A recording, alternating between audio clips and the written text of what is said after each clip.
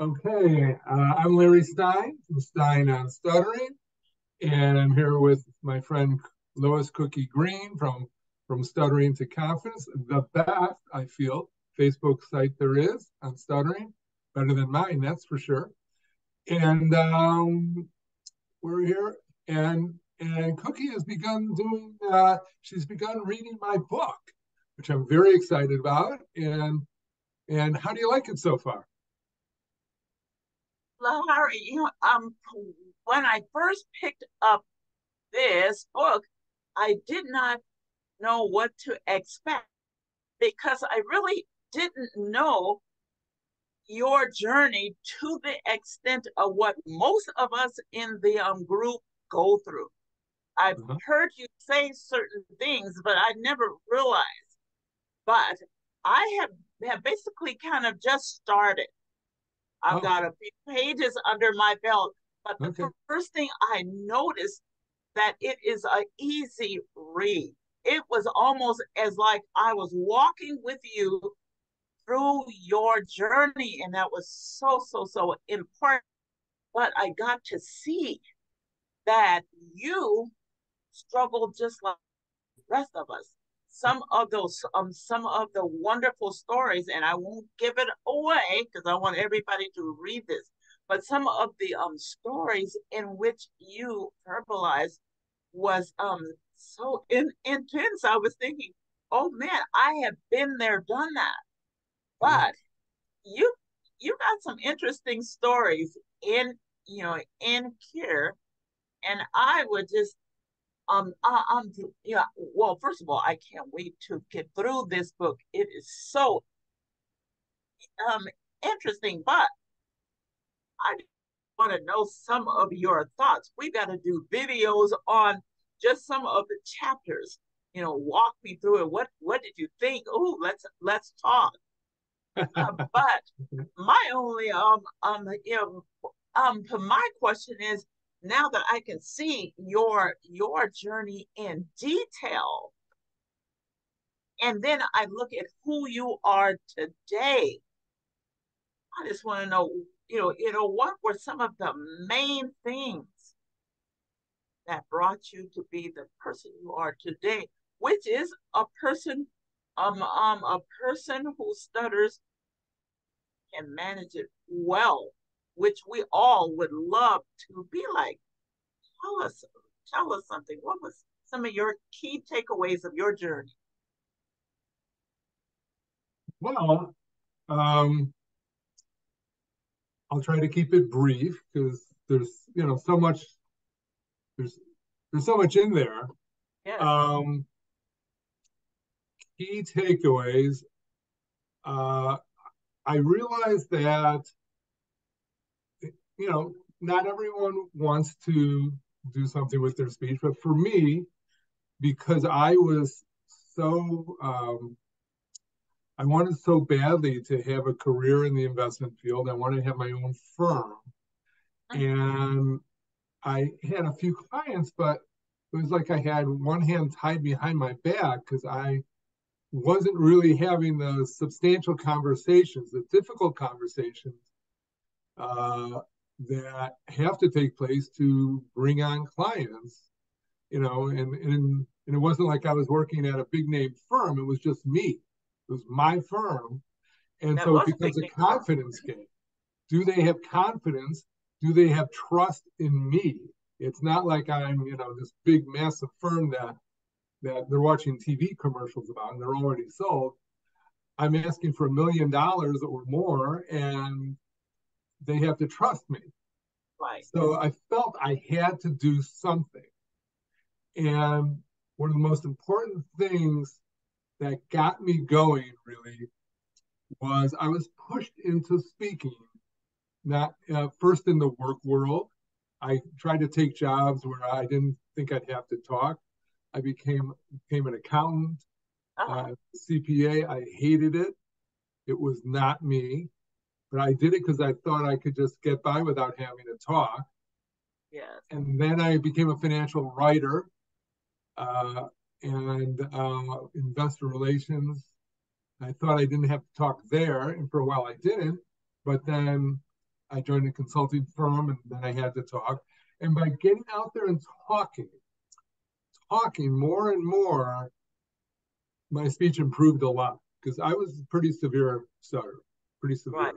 And my story, as you said, my struggles, I've talked with people from all over the world because I mentor people from all over the world. And, I've talked to people in Kathmandu. I've talked to people in a yurt, in Kurdistan. I've talked to people Yeah. on just about every continent. And we all have the same story. We all have the same struggles. Yes. And I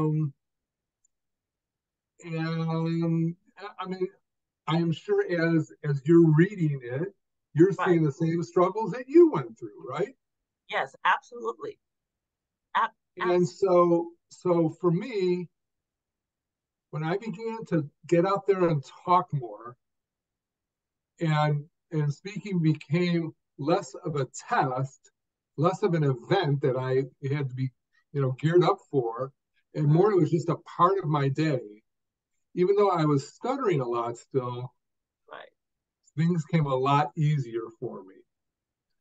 But to get to the point where I felt I needed to be able to build my business, which I now have, I had to uh, face those difficult speaking situations.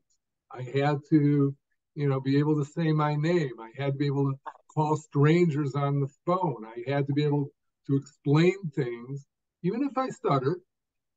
I had to explain things in the right words, the Right. words that should be, rather than switching words and trying to get Right. around Yeah. things. And I used to say the bare minimum of what I needed to say.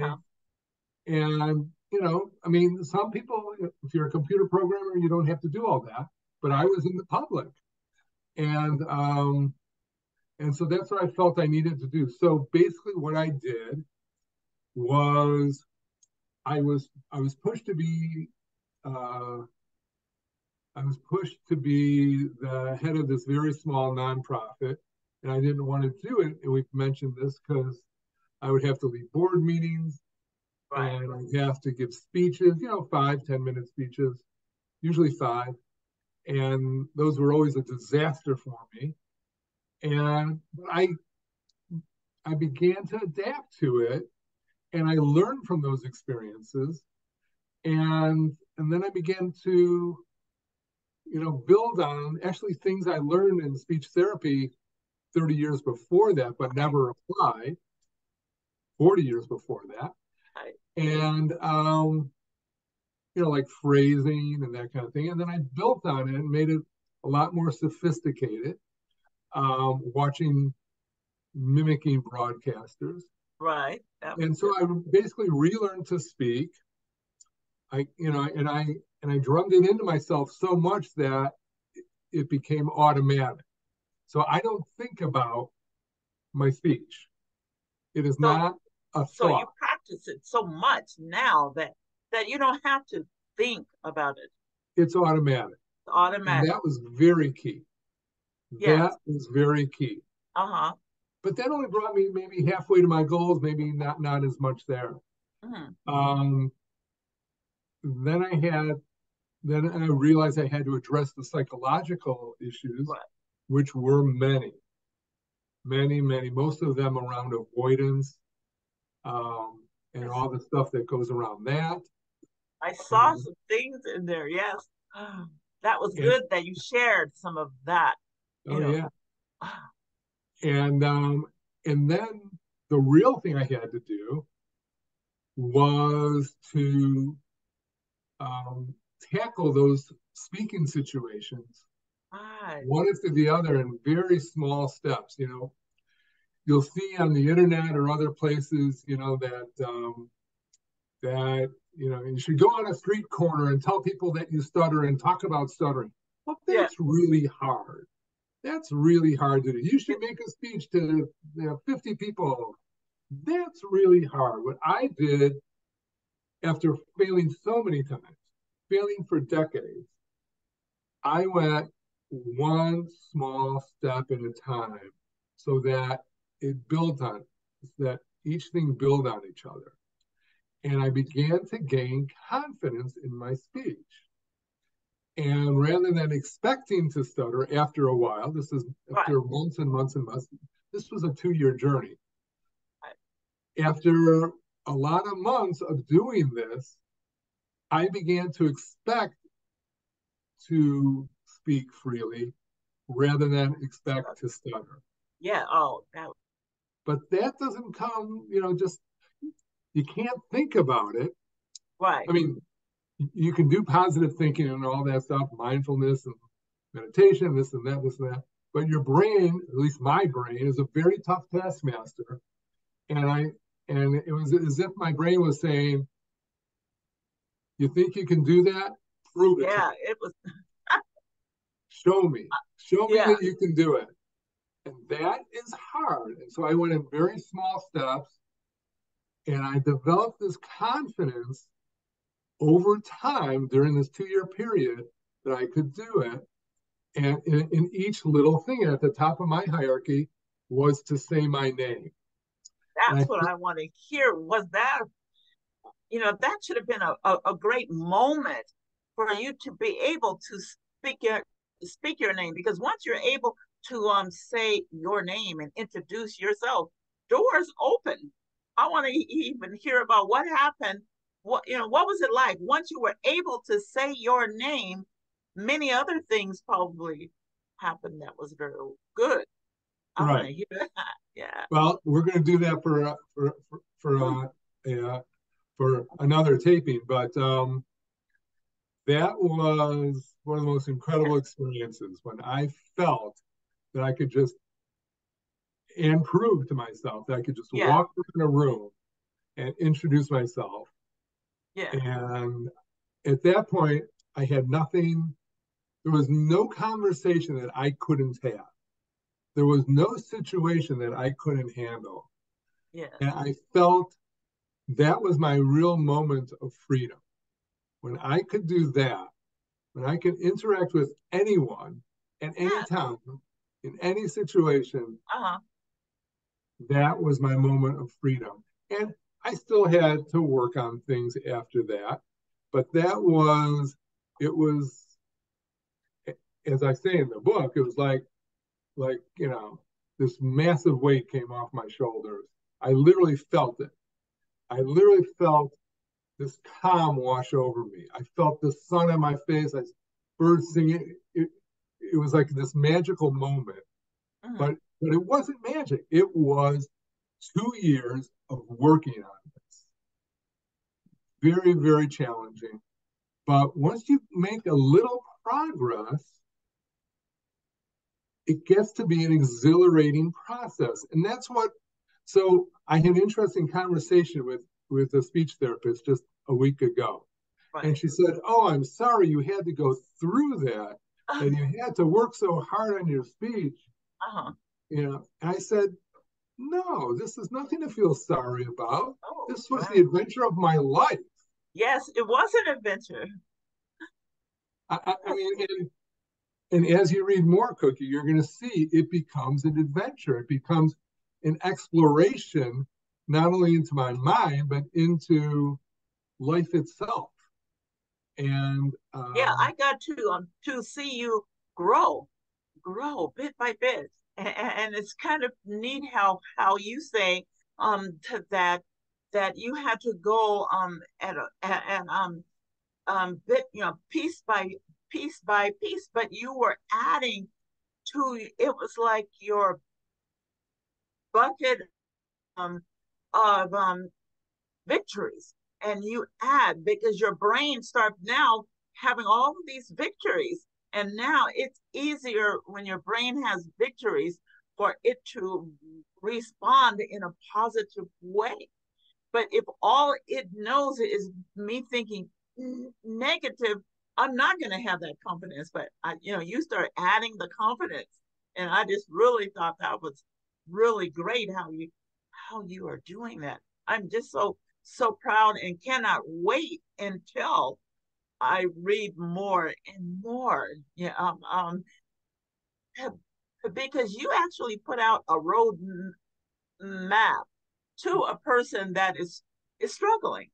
they could see by looking at you that there is hope.